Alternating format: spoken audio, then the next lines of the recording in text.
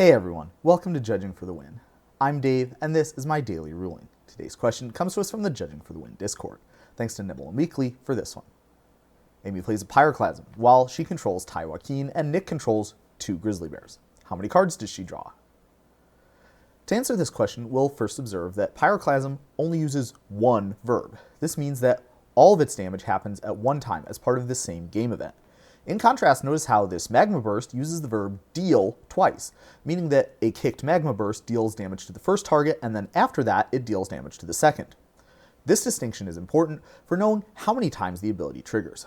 For example, if we were talking about an ability that just triggers whenever a source deals damage, like this Tamanoa here, such an ability would trigger twice for Magma Burst because it deals damage in 2 separate instances, but only once for Pyroclasm because there was only one event in the game where that Pyroclasm was dealing damage. On the other hand, look again at how Taii Wakeen is worded.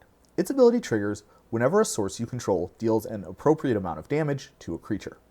I think it should be pretty uncontroversial to say that if you killed 2 3/3s with a Magma Burst, you should definitely be getting 2 triggers, because you did something that matched that trigger condition one time, and then after that you did something else that matched it again.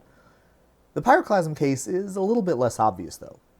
If there are 2 creatures with 2 toughness in play, and you deal 2 damage to each of them with Pyroclasm, then even though you only dealt damage one time, you dealt it to 2 different creatures. In other words, you dealt damage to a creature twice. Accordingly, the answer to the Pyroclasm case is exactly the same, in that you get to draw 2 cards also. Notice that Taii Wakeen says that the damage has to be equal to the creature's toughness, not exactly lethal.